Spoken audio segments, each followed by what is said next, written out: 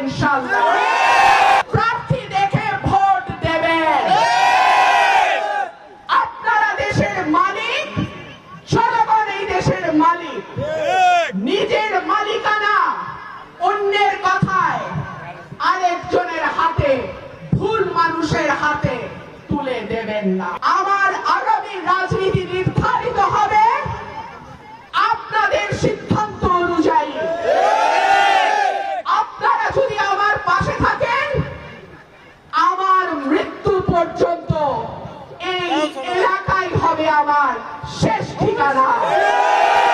আমার বাবা ৭৩ সালে আসন থেকে নির্বাচন করেছিলেন। আপনাদের অল্প কয়েকজন মুরব্বী যারা এখনো বেঁচে আছেন, তারা সেই সময়ের সাক্ষী দিতে পারবেন। আর আমার যে তরুণ ভাই বোনেরা আছেন, আপনারা আপনাদের পরিবারে যারা মুরব্বী আছেন, বাবা দাদা, ওনাদেরকে জিজ্ঞেস করবেন সেই সময় আমার বাবাকে এই মাটি থেকে আপনারা বিজয়ী করেছিলেন। কিন্তু আওয়ামী লীগ ৭৩ সালে শেখ মুজিবুর রহমান তিনি আমার বাবাকে সংসদে যেতে দেন নাই।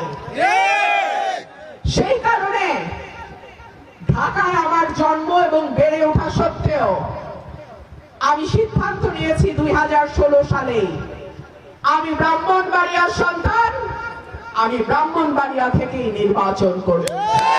আরেকটা কথা বলি, অনেকেই হয়তো আপনাদেরকে বলবে ওনাকে এই দেয়া হবে, সেই দেয়া হবে।